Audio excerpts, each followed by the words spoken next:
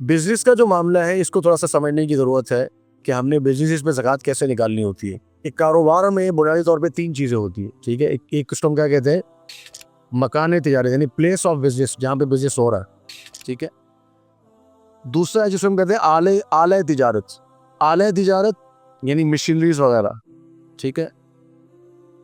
تیسرا ہمیں جس کو کہتے ہیں پروڈکشن یا سامان تجارت، ٹھیک۔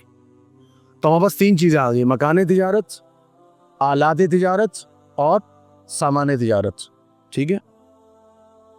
جو مکان تجارت ہے اور جو آلات تجارت ہے ان پہ زکوٰۃ نہیں ہوتی، ان پہ زکوٰۃ نہیں ہوتی۔ زکوٰۃ کس پر ہوتی ہے؟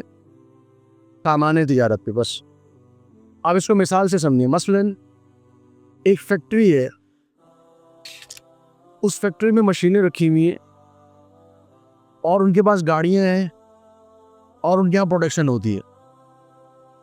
تو جو فیکٹری کی لینڈ ہے، جو زمین ہے، اس زمین کی ویلیو پر زکوٰۃ نہیں ہوگی، ٹھیک ہے۔ اس فیکٹری کے اندر جو مشینیں رکھی ہوئی ہیں ان مشینوں کے اوپر بھی زکوٰۃ نہیں ہوگی۔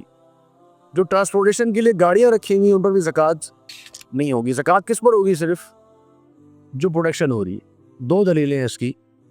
ایک تو یہ کہ اللہ رب العالمین نے قرآن مجید میں جو فصل کی زکوٰۃ ہے نا، اس کے بارے میں کیا فرمایا؟ فرمایا کہ وَكُلُوا مِن ثَمَرِهِ وَآتُوا حَقَّهُ يَوْمَ حَصَادِهِ، کہ اس کے پھل کو تم نے کھانا ہے اور جس دن اس کے پھل کو کاٹو گے اس دن تم نے اس کی زکوٰۃ دینی ہے۔ تو اللہ رب العالمین نے زکوٰۃ کس پر لگائی ہے؟ پھل کے اوپر، ٹھیک ہے نا۔ جو کھیت سے فصل نکل رہی ہے اس کے اوپر، کھیت کی ویلیو پر زکوٰۃ نہیں ہے۔ اور جو لینڈ ہے آپ کے پاس، جو کئی آپ کے پاس جو ہے وہ ایکڑ ہو سکتی ہے، اس لینڈ کی ویلیو پر زکوٰۃ نہیں ہے۔ اسی طریقے سے جانور ہے، اب آپ نے اونٹ رکھے ہوئے ہیں، آپ نے گائے رکھی ہوئی ہے، اب ظاہری بات ہے وہ کہاں رکھیں گے آپ؟ وہ آپ جو ہے وہ بریف کیس میں تو نہیں رکھ سکتے نا، آپ اس کو رکھنے کے لیے جگہ چاہیے۔ اب آپ نے جہاں اونٹوں کا باڑا بنایا ہوگا، آپ نے جہاں گائے کا باڑا بنایا ہوگا، جہاں آپ نے بکریاں رکھی ہوں گی، جس کو ہم استبل بولتے ہیں یا باڑا بولتے ہیں، اس جگہ کے اوپر اللہ رب العالمین نے زکوٰۃ نہیں لگائی کہ آپ کے اونٹ جہاں رہتے ہوں گے آپ نے اس کی بھی زکوٰۃ دینی ہے، نہیں۔ لیکن اس جگہ پہ جو پروڈکشن ہو رہی ہے، وہ پروڈکشن کیا ہے؟ وہ اونٹ ہے، ٹھیک ہے نا۔ وہ کیا ہے؟ وہ گائے ہے، وہ بکری ہے۔ تو اس پروڈکشن کے اوپر زکوٰۃ۔ اگر میری ایک جگہ ہے جہاں پہ میں تجارت کر رہا ہوں، میرا ایک سپر اسٹور ہے یا میری ایک دکان ہے، اس دکان کی ویلیو پر میں زکوٰۃ نہیں دوں گا۔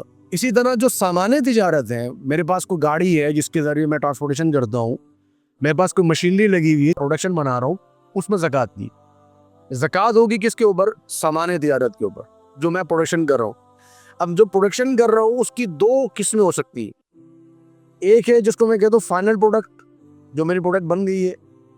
ایک ہے جس کو میں کہتا ہوں را مٹیریل، جو میں خرید کر بناتا ہوں۔ تو میں نے دونوں پر زکوٰۃ دینی ہے۔ جو را مٹیریل میں نے لیا ہوا ہے اس پر بھی زکوٰۃ دینی ہے، اور جو فائنل پروڈکٹ میں بنا رہا ہوں اس پر بھی زکوٰۃ دینی ہے۔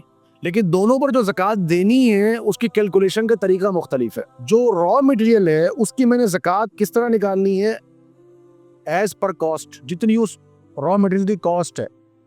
مطلب اگر میں نے 1000 روپے کی وہ چیز خریدی تھی، تو اگر وہ را مٹیریل میرے پاس پڑا ہوا ہے، ابھی سال کا آخر آ گیا، را مٹیریل میرے پاس پڑا ہوا ہے، ٹھیک ہے۔ مثلا میرا کام ہے کپڑا بنانے کا، گارمنٹس کی فیکٹری ہے۔ اب وہاں پہ جو ہے وہ دھاگا پڑا ہوا ہے، مثلا جس سے گارمنٹس بننی ہے، کاٹن پڑا ہوا ہے۔ اب وہ را مٹیریل میرے پاس پڑا ہوا ہے، تو اس را مٹیریل کا میں نے ایز پر کاسٹ اس کو کاؤنٹ کرنا ہے کہ یہ ایز پر کاسٹ میں اس کی جو ہے وہ کیلکولیشن کروں گا۔ اور جو میں نے کپڑا بنا دیا ہے، جو گارمنٹس میں نے بنا دیے ہیں، ان کو میں کیسے کیلکولیٹ کروں گا؟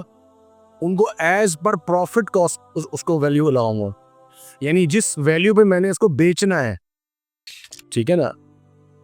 اسی طریقے سے مثلا میری دکان ہے، ٹھیک ہے۔ اب دکانوں میں بسا اوقات جو ہوتا ہے کہ چیزیں میں کریڈٹ پہ لے رہا ہوتا ہوں، لیکن اگر کچھ چیزیں میں نے خرید کے رکھی ہوئی ہیں، ٹھیک ہے، تو میں اس کی کاسٹ نہیں لگاؤں گا کہ میں نے اتنی کی خرید کے رکھی ہوئی ہے۔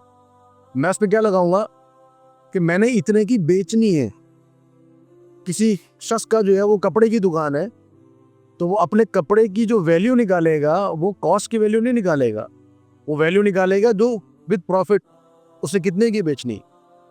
یہاں پر ایک سوال ہو سکتا ہے لوگوں کی طرف سے کہ جی ہمیں تو پتہ ہی نہیں ہوتا کتنے کی بکے گی. اب وہ فلیکچویٹ کرتی ہے کہ ہو سکتا ہے کہ 110 روپے کی بک جائے, ہو سکتا ہے 140 روپے کی بک جائے. تو علماء یہ کہتے ہیں کہ جی آپ جو درمیانی قیمت ہے نا آپ وہ نکالیں, لیکن آپ نے پروفٹ ضرور رکھنا ہے. اگر آپ کی 110 روپے کی کاسٹ ہے تو آپ نے 110 روپے نہیں لگانے. اگر آپ کا میکسیمم پروفٹ جاتا ہے 140 روپے پہ اور منیمم پروفٹ جاتا ہے 120 روپے میں, تو آپ ایوریج پکڑ لیں, آپ 130 لگا لیں. ٹھیک ہے نا. تو آپ جو کیلکولیشن کریں گے وہ آپ کریں گے ود پروفٹ. ٹھیک ہے.